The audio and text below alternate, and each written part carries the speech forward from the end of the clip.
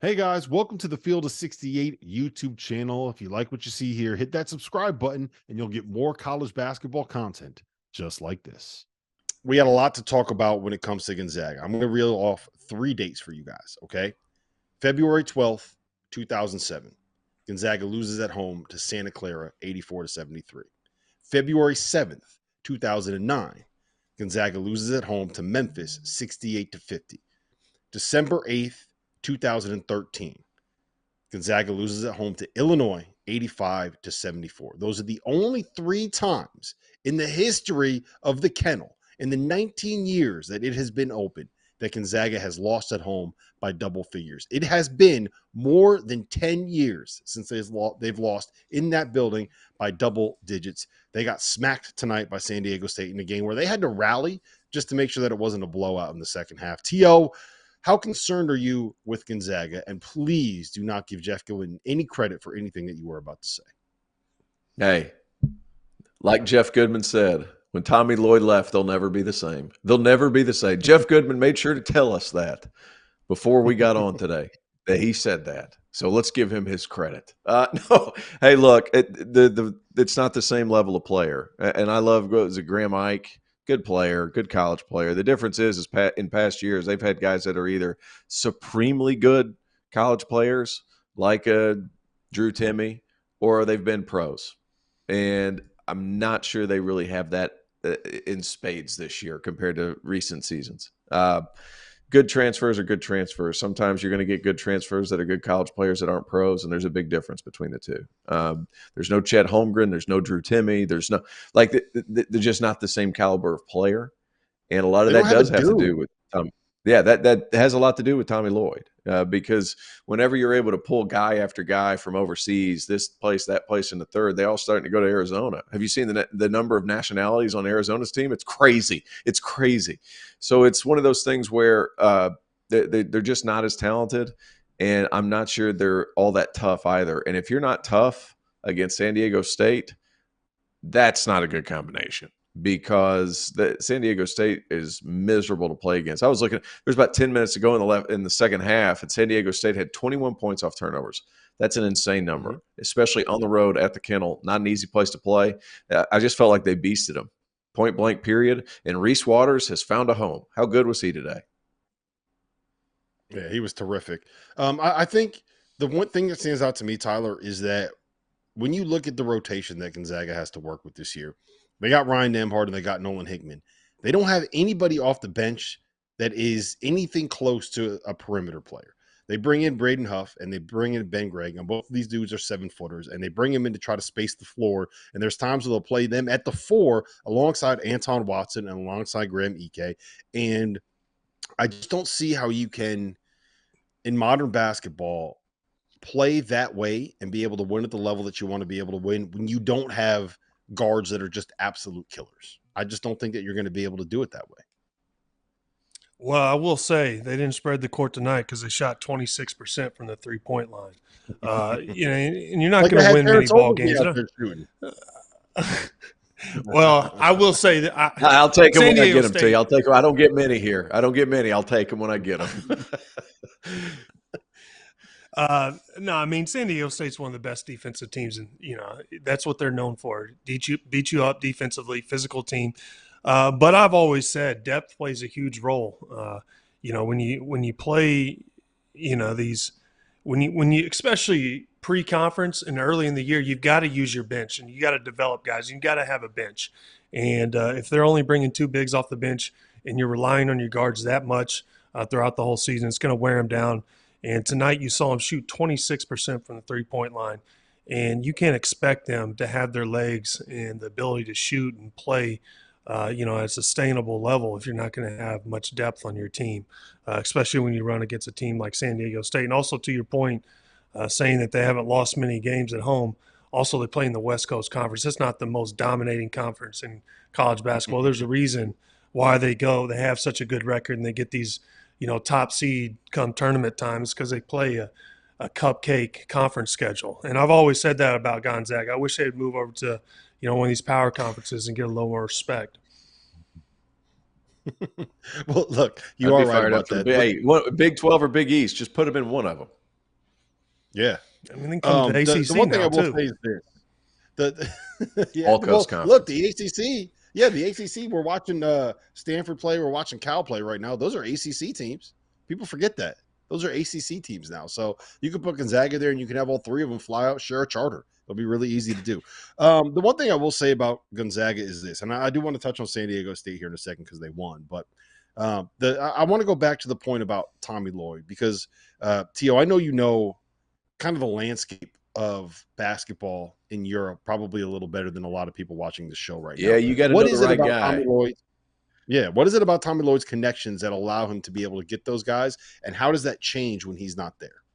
Not at Hey guys, Gonzaga. it's not. It's not necessarily one of those things where you just pop over there, go to tournaments, and you find guys under like that. Doesn't necessarily happen. You go to a handful of guys. You go to Buna in France. You go to Mishko in Eastern Europe, and for that matter, you can go to Hano out of Finland for Scandinavia. You got to know 3 or 4 guys, and you can get your hands on players.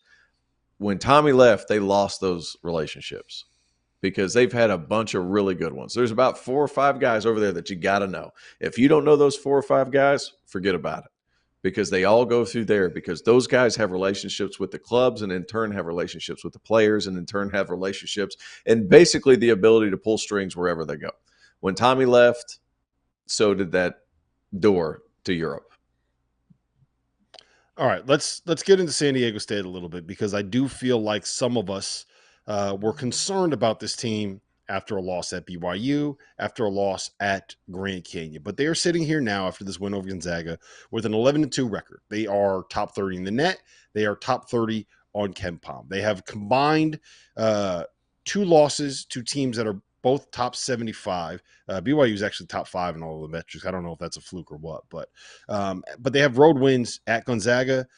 They beat St. Mary's on a neutral. They beat Washington on a neutral. They beat Cal on a neutral. I don't know if those are all great wins or terrible wins or what, but they're just kind of rolling along here, coming off of a trip to the national title game. Tyler, I'll go to you first on this one. We know how good the top of the Mountain West is, right? Colorado State's really good. We know New Mexico is going to be good. Nevada's sitting here at 12-1. Utah State's sitting here at 11-1. We haven't seen Boise State hit their grind yet. How good do you think the San Diego State team can be, and how tough is it going to be for them once they get to Mountain West play? Yeah, Mountain West is underrated conference. I'd put them up above the Big Ten for sure. But I will say the reason I like San Diego State having so much success is in particular because they play old school basketball defense and beat you down. And in this new era of basketball where we hemorrhage threes and we take awful shots, they're doing it the old school way. You don't see them taking bad shots. You see their style of play working, and it's a relief to see that. That's why I like to see the success in San Diego State get where they're getting. And I do like where they're headed. You know, obviously – winning is in their culture, especially after what they did last year. So it's no surprise to me to see where they're at today. T.O., you've called some games in the Mountain West. So I haven't yet. I got a bunch of them. Yeah, I haven't gotten out to the Mountain West yet. I did one Boise State game, but I'm getting out there a lot after the new year. But they do have Jaden Ledee, and I'm not sure that anybody in that league can match up with him physically. That's one thing that he can step out. He knocked down a 3 tonight right at the top of the key, and it's a good-looking shot. I don't see why he doesn't shoot. I think he's a really good player. He's big, he's strong, he's physical, and he gives them a go-to player on the inside. He's had a really good year. I really like the addition of Reese Waters. For the life of – we're talking before, I was like, I've seen that kid, but it feels like every time I watch San Diego State, it seems like it's just a bunch of the same dude, just tough, grimy dudes that'll grind you down from the first minute to the 40th. And yet he added something for offensive athleticism that was just really good. He had a sequence today where he catches one at the top of the key, lets it fly, bucket. Then next play down, gets in the passing lanes and finishes a layup that was really tough. He took off way outside of the lane and was able to finish over the top with his left hand. That guy's a really good player, and he gives them another go-to scorer beside Ledee. We know what they're going to do defensively, but having those two guys, and if Ledee's consistent, which has been a little bit of an issue in his career, he hasn't really blossomed like a lot of people thought. But this season, he seems to have started to go that direction. San Diego State's really good. That whole league is really good, quite frankly. It's just a matter of on a given night, New Mexico is going to be able to beat some teams. Nevada is going to be able to beat some teams. It's just a matter of if you're going to be able to impose your will with consistency against a league that varies in style from team to team. Who's the best team, though? I'm putting you on the spot. You got to pick somebody. I'd have a hard time right now picking against San Diego State for that physicality, for the body size that they have on the floor. Right now, I would pick them. I also love New Mexico with their two guards, but I feel like there's a wearing effect when you play San Diego State because they're so big and physical.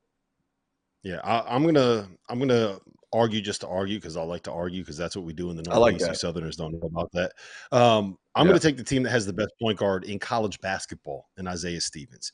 I don't think that they are quite where they want to be, considering that Josiah Strong and Jalen Lake are still out. Those are their kind of like glue guy, defenders, role players, the guys that make everybody else better. So you get those two guys back, and you give me Neek Clifford, who has been unbelievable this year, the transfer from Colorado, and you give me Isaiah Stevens, who's been unbelievable this year, best point guard in college basketball, and I'll roll with them. I love New Mexico because of the guards that they have. A guy no one is talking anywhere near enough about is Keenan Blackshear at Nevada. Remember, Nevada.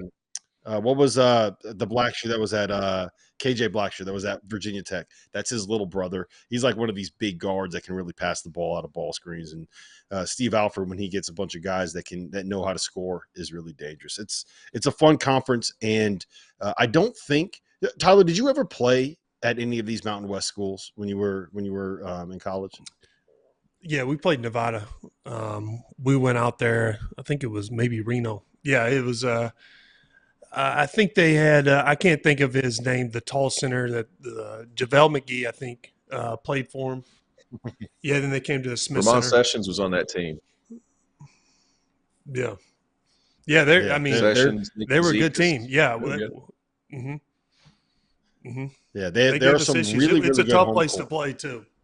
Yeah, there's some really good home courts in that conference, and I don't think they get anywhere near enough credit for how difficult it is to go on the road there. So if you are a fan of hoops, and you do like the late night hoops, make sure you stay up to be able to watch them. Thank you for watching the Field of 68. If you've enjoyed what you've seen here, hit that like button, share this link with your friends, or check out the description for some other places that you can consume Field of 68 content.